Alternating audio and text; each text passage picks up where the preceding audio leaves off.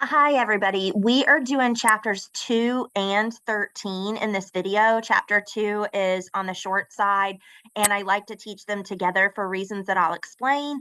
I'm going to do chapter 13 first because even though it's the longer chapter, it's the least complex of the two. Chapter 2 is a little bit more complex in terms of the concepts. So we're going to be talking about ethics, which is chapter 2, and delivery, which is chapter 13. Why do I put those things together?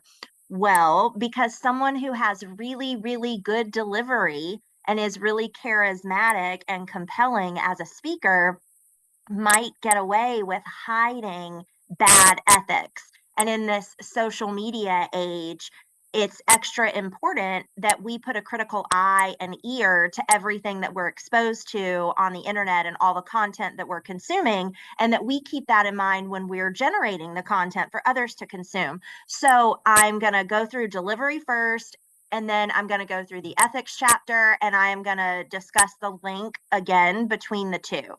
So we're starting with chapter 13, like I said, because it's less complex in terms of its concepts than chapter 2. So this is on your exam. There are 4 methods of delivery in public speaking that we're going to cover, and they're listed for you here, and we're going to go through each of them. So the first one is manuscript, and that means that you read from the speech. If you were to deliver your speech while holding your preparation outline instead of your speaking outline, that would be manuscript delivery. You can do that in an effective way, especially for a really long speech, but usually, if you do that in a high profile setting, you've got the speech on a teleprompter so that you can look out into the audience, or at least it seems that you're making eye contact with the audience. In a larger room, it's hard to tell where your eyes exactly are as long as your head is in the correct direction. But then we have cameras, right? So that will get a close up. But usually, if this is done, it's done with a more experienced speaker who can still have vocal variety and dynamics and not sound like they're reading, because you will be reading. Excuse me. And there's a teleprompter involved. So, experience and, excuse me, experience and technology and setting and all of that goes into play with whether or not you're able to essentially pull off reading from a manuscript without sounding like you're reading. We've all had teachers and been exposed to speakers who sound like they're reading, and that gets pretty boring pretty quickly. It's hard to hold the focus of the audience. The second one is memory, and that takes a lot of preparation. And that means exactly like what it sounds. It means that you would deliver the speech from memory. You would memorize that manuscript like an actor, and you would recite it. And sometimes when we do that, we put ourselves on a tightrope because we might remember most of it, but what if we lose our place? What if we forget? What if we get distracted? We're really in trouble if that happens. That's why the speaking note cards are good, because they're a safety net underneath that tightrope. Think about your speaking note cards, your speaking outline that we do in this class. Think about that like your GPS. You're driving and your eyes are on the road. In this case, the road would be your audience or your camera. So we are driving, and our default focus is on the audience or on the camera. But occasionally, we're going to need to check that GPS. We're going to need to look at those note cards because that's our map. And so, if you think about speaking outlines and delivering things that way, we are between manuscript and memory delivery. We're right in the sweet spot between those two things. So, memory just puts a lot of pressure on you. Also, sometimes when people are delivering from memory, they can sound like they're searching for the words, or they can sound like they're reciting because they are delivering it the way that they've memorized it. And it can be equally flat as some people who would deliver it reading from a manuscript. So that's why we don't do that in this class. So the next one is impromptu, which means that you have little to no preparation. You might have a few seconds or a couple of minutes at most to get your topic and kind of sketch it out and go off the top of your head for the most part. And obviously, I'm not going to throw a topic at you and tell you to record a speech in 2 minutes. And then extemporaneous, that's the most important one for you to know. That's the one we do in this class. That means that you're delivering from a brief set of notes and your speech is carefully rehearsed, but it sounds spontaneous. So I'm going to give you just a second to look at those, make sure you've written them down. Okay, next, we're going to go through each of those to review one more time. So again, manuscript is written out fully and it's read to the audience. Impromptu means little or no immediate preparation. You mostly see this method of public speaking in a public speaking competition. Yes, those exist. And the higher the age group, the deeper the experience, the less preparation they're going to get. So if you're talking about middle schoolers, they might get 5 minutes. If you're talking about high schoolers, they might get a minute or two. If you're talking about college, they might get 30 seconds. Here's your topic. Convince us to recycle with 3 main points. Here's a pen and some paper, go nuts, sketch out a quick outline, ready, set, go. Extemporaneous is carefully prepared and rehearsed, and it's presented from brief notes. And again, that's what we do. You want to sound like your speech is spontaneous no matter how often you've rehearsed it. And that's called a conversational quality. You're going to sound accessible and approachable to the audience. You're going to sound like a real person. I've gone through these same note cards with so many different classes, so many different times, but I want each class that's getting that information to feel like it's for them and not to be able to tell that I've done it 1,000 times, because I want that conversational quality. Nonverbal communication is anything that involves your voice or your body. So vocal has to do with the voice, verbal has to do with language. So nonverbal is essentially anything that has to do with your voice or body that does not have to do with the actual words coming out of your mouth. You can be saying words, but what this refers to is less what you're saying and how you're saying it. We've all heard that. It's not what you said, it's how you said it. So that would be referring to nonverbal communication. So we can still communicate with our voice without words. If I go, oh, you know what I'm trying to communicate, right? So based on the use of our voice and body, we can communicate non-verbally. That body language, that posture, whether or not we look confident, whether or not we read as nervous, whether or not we seem trustworthy, all of that has to do with, or whether or not we seem like we're prepared and taking it seriously. Excuse me, I've got allergies or something. So that's all based on the use of our voice and body in that nonverbal communication. So again, dealing with the speaker's body, we are going to factor in personal appearance, but that doesn't mean whether or not the audience finds you attractive. It means whether or not you look like you care, right? You might have heard the phrase, don't dress for the job you have, dress for the job you want, especially in an interview setting. So personal appearance has to do with whether or not you look put together, you look alert, you look invested, you look groomed, not like you just rolled out of bed, didn't take a shower, and you're wearing the clothes you slept in and you're half asleep, right? So that's what I mean by personal appearance. You're going to see on your evaluation form that there's a section for professional attire. I don't take off points if a student is not in professional attire, because I know that sometimes that might have to do with accessibility or even money. Sometimes you might have the clothes, but they're not with you at college, or you might not have the clothes and not be able to afford them right now. And that's okay. So I don't take off points for it, but I will note it so that you are taught what's considered professional and what isn't, so that you know for an interview setting primarily and a work setting.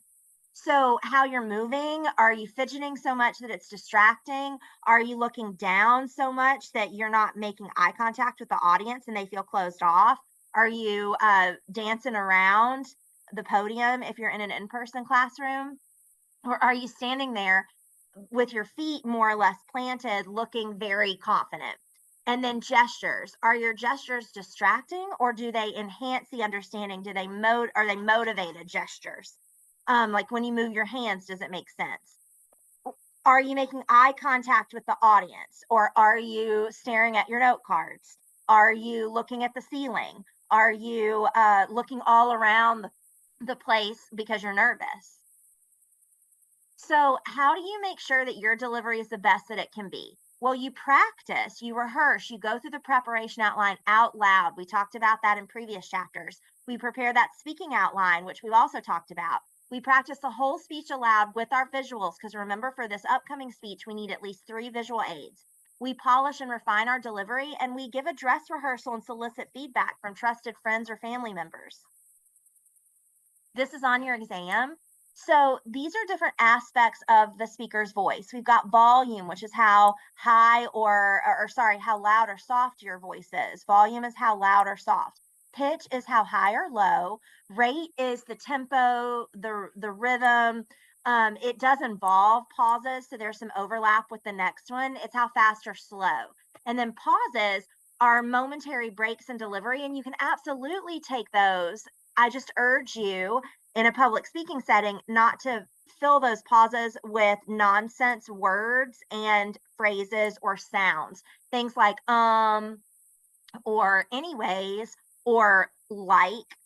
I'm doing my like speech on like Eleanor Roosevelt because she was like a really like inspirational like person. If you're all of these things are going to happen, you're going to have these vocal pauses. I have them, you have them, we all have them. And so I'm not looking for you to be perfect and never have any vocal pauses. That would be unrealistic in a modern day. But if you have vocal pauses to the extent that if this were a drinking game and we took a drink every time you did a vocal pause, if it's so pronounced that we would all die of alcohol poisoning, that's when it becomes an issue, because it's like you're hitting the brakes during your speech, and we are jerked around in the car. That's the way that it feels. We're trying too hard to try to get to the message, which should be the most important thing.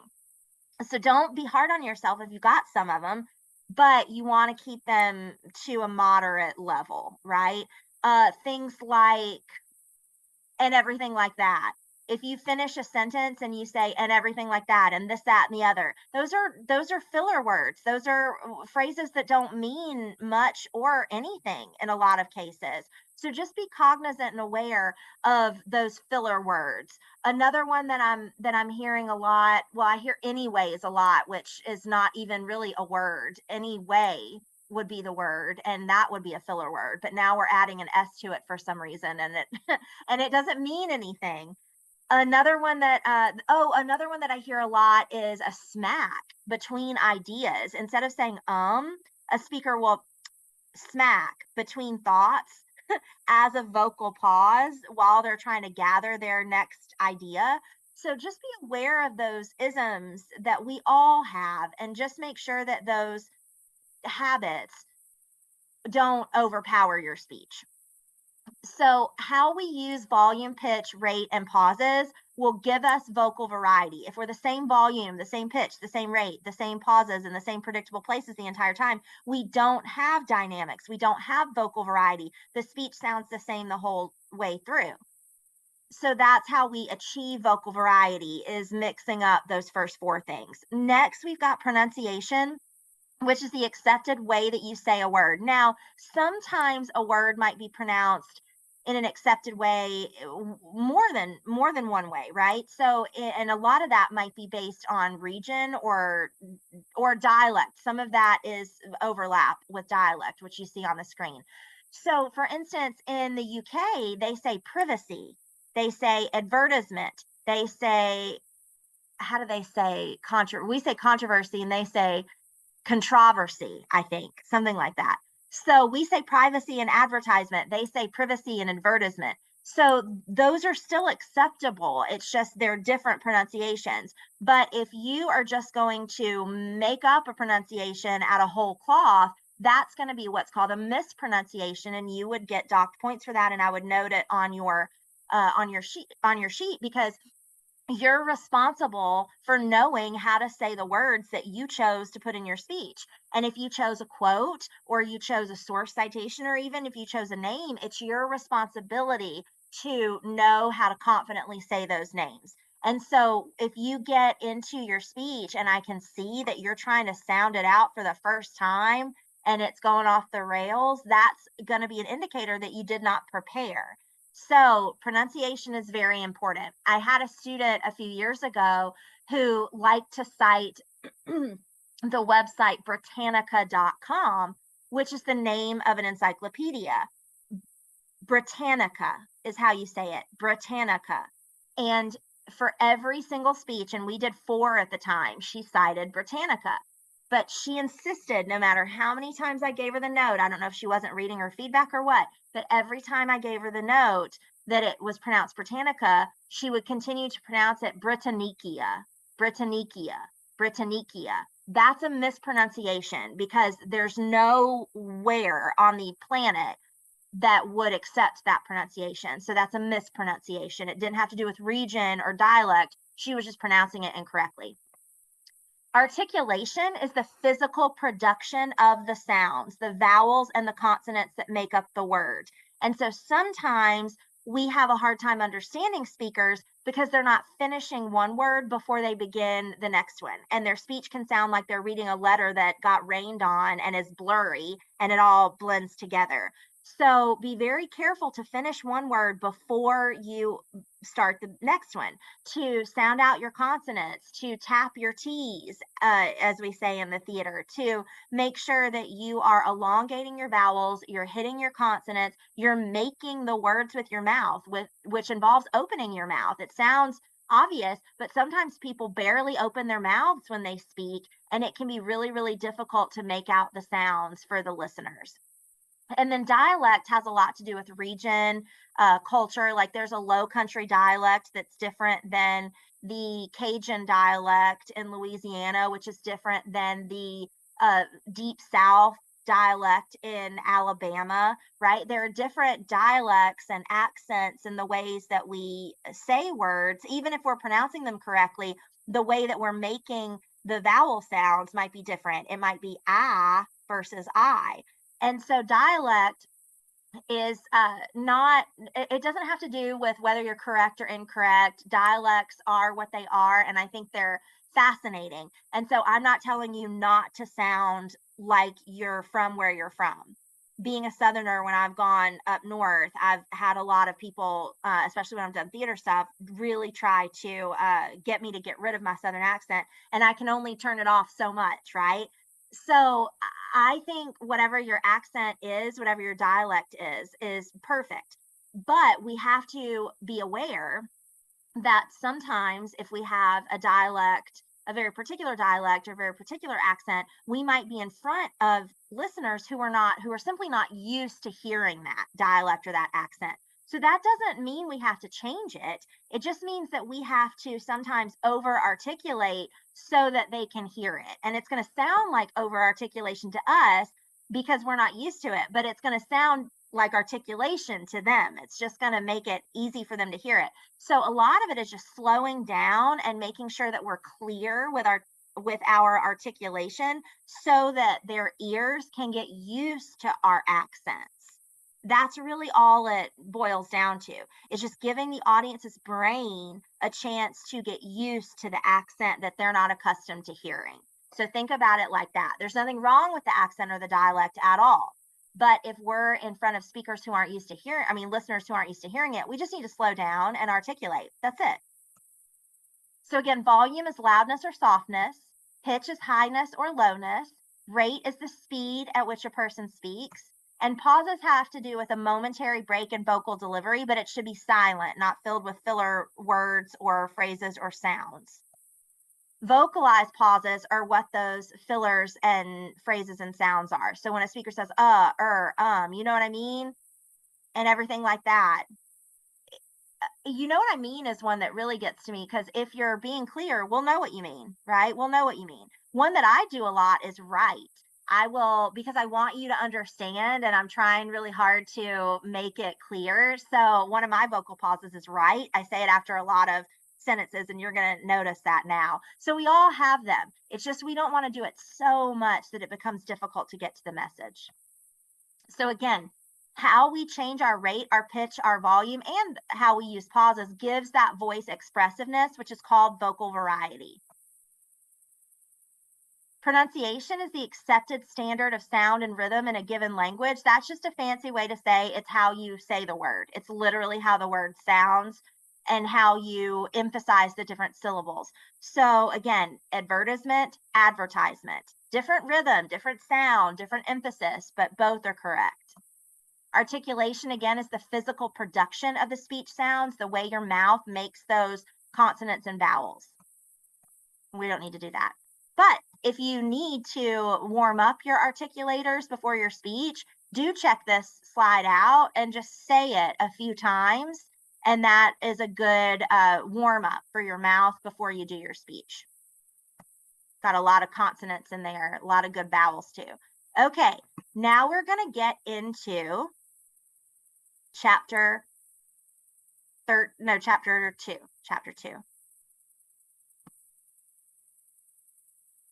Okay.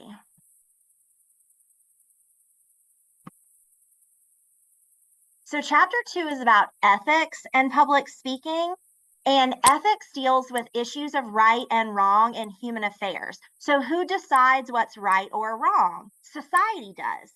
And your society is factored into a lot of different aspects. It's sort of like we have a global society. If we think about it like a flashlight going down to a laser, we have a global society. We have a national society. We have a local society. We have a familial or family society. We have a friend group that's a little society. If we're an athlete, we have a particular society in the locker room or in the field house or whatever. And so all of the groups that we're a part of form our ideas about what is acceptable and what isn't, what is right and what is wrong. And when we're making a decision about whether we're going to do something, sometimes we're doing something that we might know others will consider wrong, but we think it's right. And so we're going to stand up for what we think is right. And so sometimes in history, those clashes have happened at tipping points in culture where things that weren't acceptable socially become acceptable socially, or at least more acceptable, or it's at least understood that there are different ways to look at something and it's not just a binary way of thinking or this or that, wrong or right. But whenever we're weighing those sorts of things, we're dealing with issues of ethics. And so we're weighing a potential course of action against ethical standards, the ethical standards set by society and our own personal ethical standards formed by the different groups that we're a part of. And so if we think about this, that's what judges do, right? Unless they have a mandatory sentence that they have to hand down and their hands are tied, judges judge. And what they're judging on are these ethical factors. So if you've got two defendants on the same day, back to back, in a courtroom, and they're both charged with shoplifting a petty amount from Walmart. Let's say they're both charged with shoplifting $5, and one of them shoplifted a loaf of bread because they'd lost their job and they were waiting. They'd gone through the proper channels, but they were waiting on assistance and they were desperate and they had a toddler at home and they just stole a loaf of bread to try to feed their toddler, right? And that's all they did.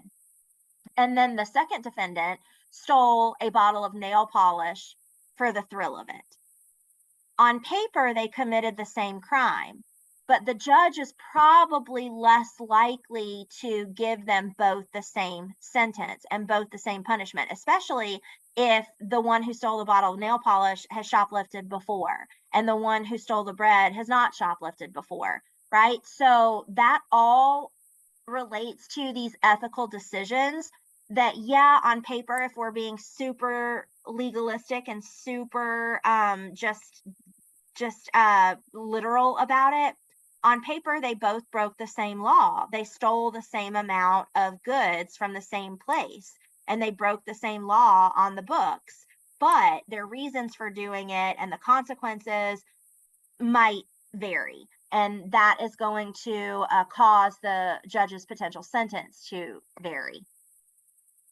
So, how does this relate to public speaking? Well, when we are speaking, we want to make ethically sound goals. We want to make sure that we have good goals in mind that benefit our audience, and that we're fully prepared and we're honest, so that we don't panic lie. Sometimes if somebody asks you a question that you're not ready for, you might be prone, the human brain just wants to lie because we don't want to get caught. We don't want to get in trouble. So be fully prepared and be honest.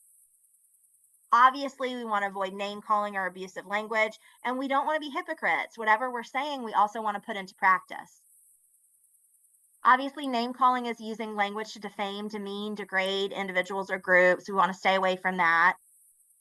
Okay, this is important and it's on your exam. What is plagiarism? Well, plagiarism is when you present language or ideas of another as your own, whether that's another person or AI or whatever. Because here's the thing about AI. AI has synthesized original ideas from the internet and other sources that came from real human beings. There are authors and thinkers and philosophers whose work has been, artists whose work has been taken, and Chat GPT and other AI generators are just spitting it out to college students or high school students or whoever, and y'all are putting it into your assignments. And so it's still plagiarism, even if you are, just like if you buy a car from someone who stole the car, you could get in trouble. If you are plagiarizing from AI who stole it to begin with, you're still plagiarizing, right? So if you put your name on your paper, and you're required to put your name on your paper, if you put your name on an assignment, you're responsible for owning everything on that paper. And if you don't cite something and you didn't create it, that's plagiarism. So just be very, very aware. There are 3 types of plagiarism, and this is on your exam: global, patchwork, and incremental. So global is when you steal from a whole single source and pass it off as your own. You get Chat GPT to write the whole thing, or you steal a paper off the internet, or you take a speech that somebody wrote in a different section and you just put your name on it and you do the speech. That's global plagiarism. You took the whole thing. That's less common. Well, with AI, it's getting more common. But patchwork plagiarism is, think about it like putting a quilt together and sewing the different patches together. It's when you steal ideas and language from 2 or 3 or more, sometimes sources, a few different sources, and put them all together and pass them off as your own. This is the one that students don't seem to understand is still plagiarizing, because it takes a lot of work to do sometimes. So a student will get caught plagiarizing, and I will show them, these are the websites that I found where your, because it didn't sound like you, it wasn't written in your voice. So I Googled some of your phrasing, and I found where you took this and where this came from and this came from. So here are 3 different websites that match the wording in your paper exactly, and I'll highlight it and I'll show them and I'll put it, out, and I'll go, so I have reason to suspect that you plagiarized this. And the students, a lot of times in that situation, almost all the time, will go, I didn't plagiarize, I worked really hard on that paper. Like, both things can be true. It would have been easier for you to just write the paper than to do all that hunting and piecing together and stealing all of that work. Because you know what? It still is stealing. It still is stealing, just like the slide says. It's a lot of work to rob a bank. That doesn't mean that you didn't steal the money. It takes a lot of planning, a lot of logistics, a lot of factoring in all different kinds of scenarios. It's really hard to rob a bank. It's still stealing. So it doesn't matter how much time you spent, it's still plagiarism. So be aware. Incremental plagiarism is failing to give credit for parts borrowed from other sources. And hear me say this, incremental plagiarism can be just once. If you plagiarize any part of a paper, the whole paper is plagiarized. It's like eating fruit from a poison tree, right? So, or you put a drop of strychnine in the well, I'm not going to think the rest of the water is safe. So if you plagiarize at all, the whole paper is a big fat 0. Okay, the whole paper is considered plagiarized. Plagiarism and the internet. Plagiarism happens sometimes. Sorry, my cat is trying to stand on my computer. So plagiarism and the internet, usually plagiarism occurs if you're not meant to be plagiarizing. It's an accident, which I think honestly is pretty rare. But sometimes it does happen, and it happens when people don't take notes as they're looking at sources. So they don't write down where their stuff came from. They close a tab. They can't remember where the thing came from, but they remember that they wanted to put it in their speech or in their paper, and they think it'll be okay. So they put it in there without citing it, and they don't credit it. They don't credit it or attribute it to anybody, and that's really risky because your professor is going to know your voice and when it doesn't sound like you. And they're also going to know the topic because students tend to pick the same types of topics from semester to semester, and that's okay. But it does mean that we're going to be more well versed in these sources, and so we might recognize the source that you took from. So just be aware of that. But it's also a two-way street. It's not just the speaker who has to consider ethics, it's also the listener. We have, when we're listening to you, ethical obligations that include being courteous and attentive. It is unethical to shout down a speaker just because you have decided that what they have to say is not valuable.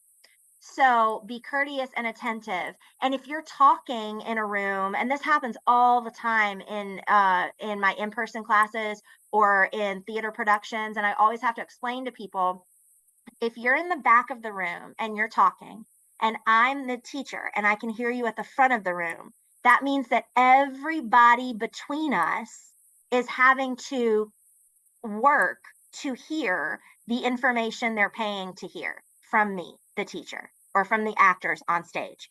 So be courteous and attentive.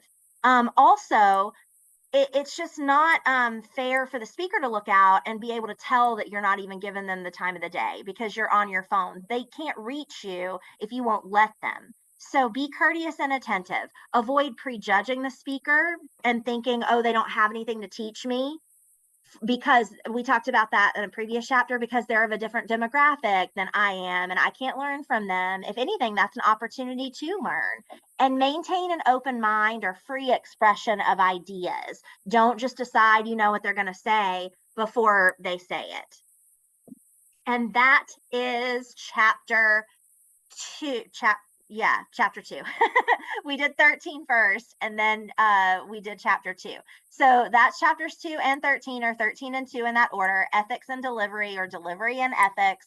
And so I will post these on the internet in just a second.